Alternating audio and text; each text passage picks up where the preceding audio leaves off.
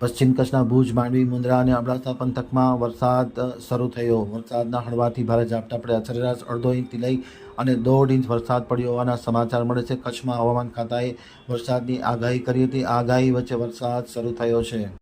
હવે જોઈએ અબડાસા આમતક ન્યૂઝ બ્યુરોનો એક વિસ્તૃત અહેવાલ. દરિયાઈ પટ્ટીમાં આજ સવારથી જ વરસાદી વાતાવરણ જામ્યું છે.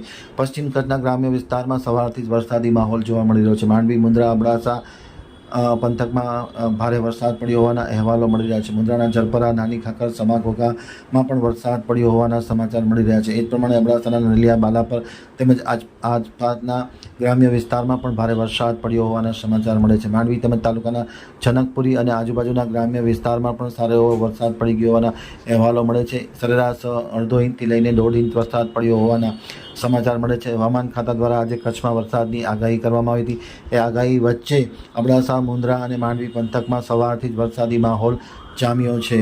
જોકે ભુજમાં પણ આજે સવારે 11 કલાકે અચાનક વાતાવરણમાં પલટો આવ્યો હતો અને વરસાદના હળવાથી ભારે ઝાપટા પડ્યા હોવાના અહેવાલો મળી રહ્યા છે.